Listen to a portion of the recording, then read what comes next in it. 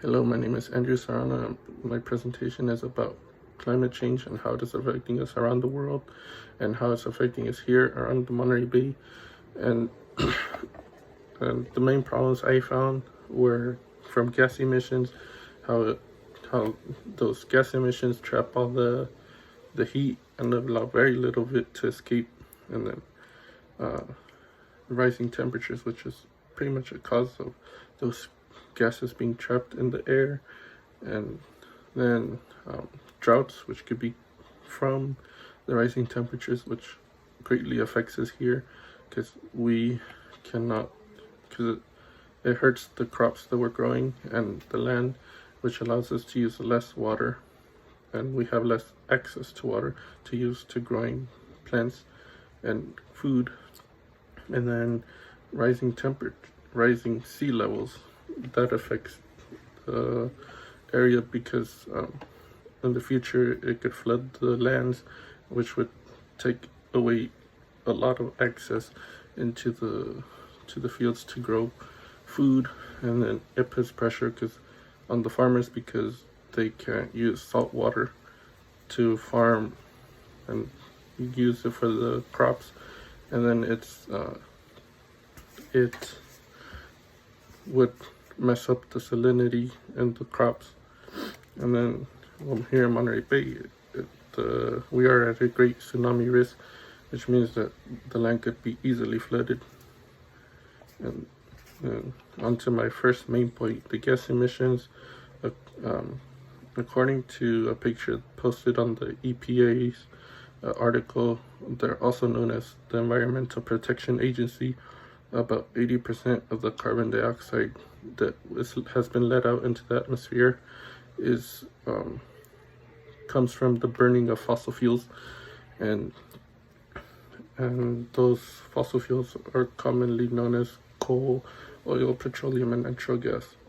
And also, according to the EPA, 80% of the gas emissions let into the air is carbon dioxide, 10% methane, 7% nitrous oxide, 3% fluorinated gases, and the things that contribute the most to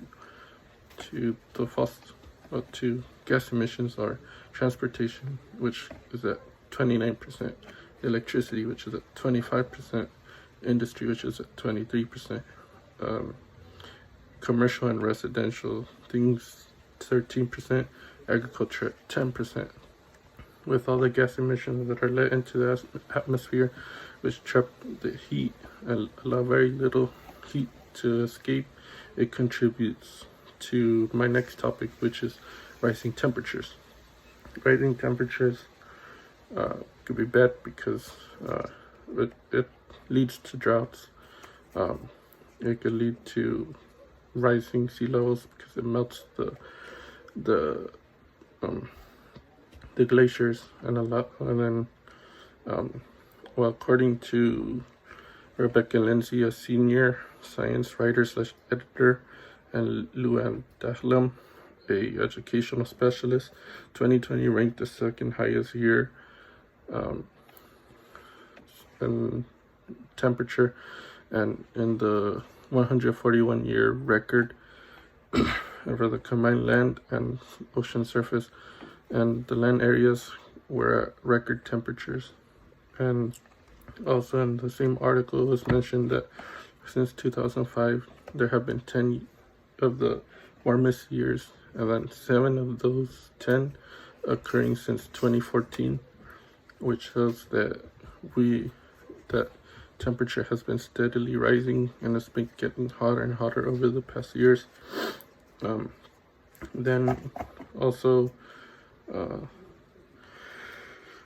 with the droughts, it allows the farmers to use less water for their crops. And then the rising temperatures leads to melting of the ice caps, which leads to all that water being let out into the ocean.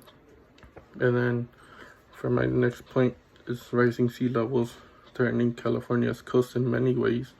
One being that it could flood the main inland, and then it would put pieces of water under land, such as fields, and then any other public areas, then it would lead to erosion, and it would also damage public infrastructure such as houses, hospitals, food and supply stores, and transportation.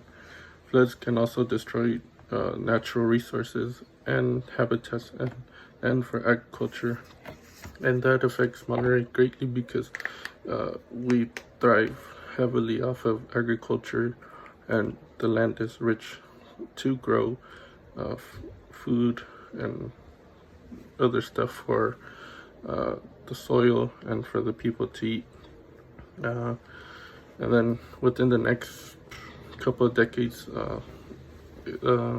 parts of land near the Monterey Bay could end up underwater, and it could lead to lack of crops and food for the people around the world. And and since 1880, the sea levels have risen 8 to 9 inches.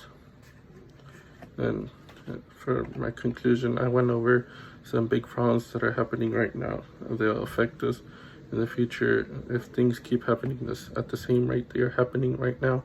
And it's crazy now how fast climate change is happening and how much it can do in very little time as a result of what humans have done.